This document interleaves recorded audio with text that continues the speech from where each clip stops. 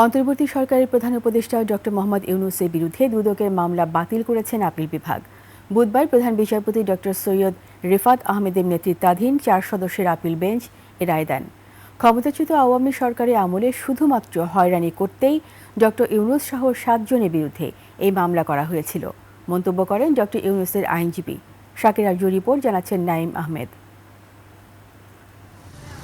25 কোটি 22 লাখ টাকা আত্মসাৎ এবং অর্থ পাচারের অভিযোগে 2023 সালের 30 মে ডক্টর মোহাম্মদ ইউনূস সহ 7 জনের বিরুদ্ধে মামলা করে দুদক।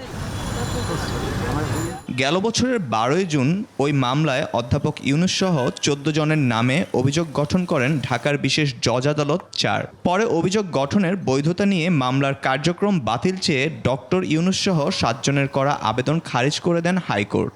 8 আগস্ট প্রধান উপদেষ্টা হওয়ার পরপরই মামলাটি প্রত্যাহার হলেও আইনগতভাবেই সুরাহা করার সিদ্ধান্ত নেন ডক্টর ইউনূস। হাইকোর্টের রায়ের বিরুদ্ধে আপিলের পর শুনানি শেষে বুধবার সেই দুর্নীতির জেনেক্সে শিফট করো, লাইফকে লিফট করো মামলা বাতিল করেন আপিল বিভাগ। দুদকের তড়িঘড়ি পদক্ষেপ সঠিক ছিল না বলেন আদালত। রাজনৈতিকভাবে হয়রানি করতেই এই মামলা করা হয়েছিল বলে জানিয়েছে দুদক। অনারেবল অ্যাপিলেট ডিভিশন এবং আমরা সবাই এটা দেখে কয়েকদিন ধরে হিয়ারিং করে যেটা সেটেল হলো, মেন কথা যে ছোট্ট কথা সেটা হচ্ছে যে পুরো কেসটাই বেসড অন অ্যাকাউন্টিং, হিসাব নিকাশের, যে 25 কোটি টাকা কর্মচারীদের বেশি দেওয়া হয়েছে নাকি অ্যাডভোকেটকে বেশি দেওয়া হয়েছে, এইটা ছিল মেন প্রশ্ন।